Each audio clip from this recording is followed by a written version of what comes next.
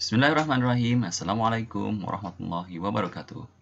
Belajar dan berkreasi di PJJ BDR bersama Pak Rian Rio dan Bu Vina Rizvina. Kali ini di Rian Rio Official Learning Channel akan menyampaikan muatan IPS yang berjudul Manfaat Makhluk Hidup di Sekitar Kita. Selamat menyimak. Sebelum belajar, kita berdoa dulu yuk. Berdoa dimulai. Selesai. Terima kasih. Semoga Allah melancarkan belajar hari ini. Anak-anak, negara kita memang negara kaya akan budaya dan beragam masyarakatnya tinggal damai. Sebagai negara kepulauan, Indonesia memiliki ribuan pulau dan perairan laut yang luas. Dengan demikian, Indonesia memiliki potensi sumber daya alam dan makhluk hidup yang banyak sekali yang berkembang dalamnya. Lalu, apa itu manfaat makhluk hidup bisa kita? Kita akan menjelaskan tentang makhluk hidup dan manfaatannya. Makhluk hidup itu terdiri dari manusia, hewan, dan tumbuhan. Sumber daya alam ada dua macam. Ada sumber daya alam hayati dan sumber daya alam non-hayati. Sumber daya alam hayati, SDA hayati adalah sumber daya alam yang berasal dari makhluk hidup. Contohnya berasal dari tumbuhan dan hewan. Sedangkan sumber daya alam non-hayati berasal dari bukan makhluk hidup atau benda mati. Contohnya air, tanah, udara, cahaya, dan bahan tambang. Fungsi umum hewan adalah sebagai berikut. 1. Dalam mata rantai makanan, hewan bermanfaat untuk menjaga keseimbangan alam.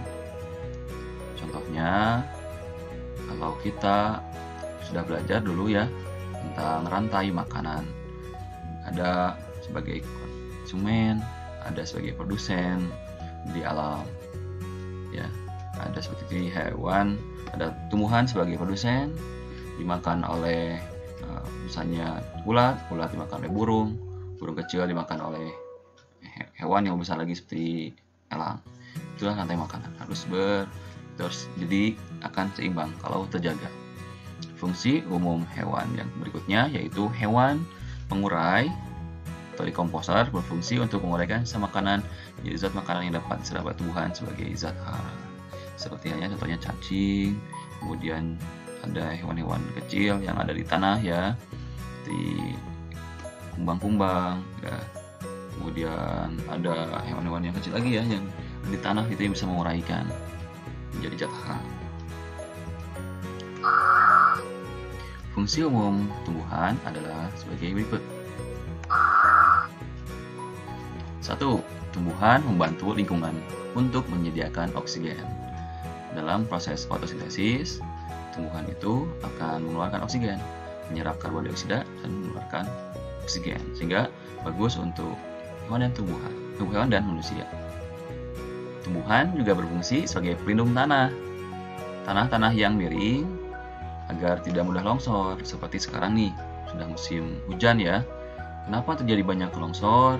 Mungkin salah satunya banyak hutan-hutan kita mulai gundul. Oleh karena itu, mari kita jaga alam ini agar tidak rusak. Kalau alam rusak, kalau kita tidak jaga alam, maka alam tidak menjaga kita. Sedangkan kalau kita jaga alam, insya Allah alam pun akan jaga kita. Kemudian tumbuhan itu dapat menahan air hujan agar tidak terjadi erosi. Selanjutnya, tumbuhan juga bermanfaat untuk menyerap karbon dioksida yang dikeluarkan oleh manusia dan hewan untuk dimanfaatkan dalam proses fotosintesis yang telah Bapak sampaikan tadi. Manfaat hewan dan tumbuhan bagi kehidupan manusia. 1. Sebagai sumber pangan. Hewan yang merupakan sumber makanan manusia antara lain sapi ya. Sapi diambil susunya, dagingnya ya, tulangnya juga ya untuk sop, untuk bakso ya. Kemudian ada ayam diambil telurnya, kemudian dagingnya juga ya. Bahkan ayam tertentu dipelihara untuk hewan-hewan bukan hanya pangan tapi untuk hiasan ya. Ayam ketawa ya atau ayam kate gitu. Bukan sumber pangan ayam. Udang untuk buat dimsum, untuk bakso ya, dimakan langsung, digoreng. Dan ikan banyak juga olahannya ya. Ikan enak sekali dan banyak gizinya sebagai sumber protein. Sedangkan tumbuhan menjadi sumber makanan lain adalah sayuran, ya, sayur, buah-buahan, dan palawija seperti padi, kedelai, dan jagung. Kita harus banyak makan sayuran ya, apalagi di masa pandemi ini kita harus menjaga kesehatan dengan banyak makan sayuran dan buah-buahan. Selanjutnya, manfaat hewan dan tumbuhan sebagai sumber sandang atau pakaian. Bahan pakaian digunakan manusia berasal dari serat tumbuhan dan hewan. Contoh tumbuhan yang memanfaatkan untuk seratnya yaitu kapas. Ya, juga ada kapuk. Ya, dulu juga dimanfaatkan juga kapas dan kapuk. Sedangkan contoh hewan yang memanfaatkan seratnya adalah ulat sutra dan domba. Ulat sutra dipakai pongpongnya ya. Kalau domba itu dimanfaatkan ininya, rambut-rambutnya atau kulitnya itu ya. Ada bisa kulitnya juga menjadi baju atau jaket, atau seratnya itu untuk seperti wall. Serat ini diolah menjadi benang yang kemudian dipintal dan ditenun menjadi kain. Sumber bahan peralatan rumah tangga. Jadi manfaat hewan tumbuhan juga untuk sumber bahan peralatan rumah tangga.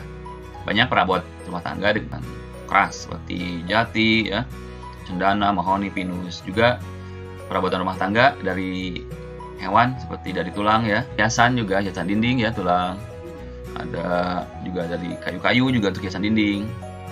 Ya, banyak sekali manfaatnya untuk peralatan rumah tangga. Juga sumber produk kesehatan. Tumbuhan dan hewan dapat digunakan sebagai bahan obat-obatan loh. Contoh hangat ya, jahe, kunyit juga itu. Kunyit itu untuk mengobati sakit perut, mah ya, kunyit itu. Biar lebih fit di badan kita. Temulawak di anak-anak yang susah makan ya, itu biasanya ada minum temulawak, ginseng untuk mengobatkan bagian dalam, juga kumis kucing. Kemudian ada lagi contohnya ini seperti untuk mengobati panas dalam dengan cincau ya. Dan mungkin ada anak yang suka minum cincau ya. Nah, itu bagus tuh panas dalam. Kemudian beberapa jenis hewan juga dimanfaatkan untuk obat-obatan seperti telur ya, madu itu dari hewan, dari tawon atau lebah ya, susu. Terus kemudian kuda laut untuk herbal, cacing untuk tipes ya. Cacing dijadikan cairan, digodok, kemudian jadi cacing kalung misalnya ya. Dijadikan untuk tipes dan lain-lain, banyak sekali. Ya, tantangan tugas hari ini. 1. Tuliskan manfaat tumbuhan bagi lingkungan kita. 2. Tuliskan manfaat hewan bagi lingkungan sekitar. 3. Tuliskan fungsi tumbuhan secara umum. 4. Mengapa kita harus bijaksana dalam mengelola sumber daya alam hayati. 5. Tuliskan 3 contoh tanaman herbal berserta khasiatnya untuk mengobati atau menjaga kesehatan. Tuliskan di buku tulis Muna, kemudian difoto, kirim ke classroom kita ya, di Google Classroom kita ya. Insya Allah Bapak akan periksa. Ya, terima kasih. Semoga Allah Subhanahu wa Ta'ala mengaruniakan kita kefahaman dan keberkahan ilmu. Ingat like, subscribe link ini, channel ini, agar kita bisa belajar terus dengan Bapak Rian Rio dan Bu Vina Resmina. Ya, bagi anak yang punya Instagram, silahkan follow @rianrio atau buku Rian Rio. Terima kasih. Assalamualaikum warahmatullahi wabarakatuh. Terima kasih telah menyimak konten channel ini. Ingat terus like, subscribe, comment, dan share jika manfaat. Terima kasih.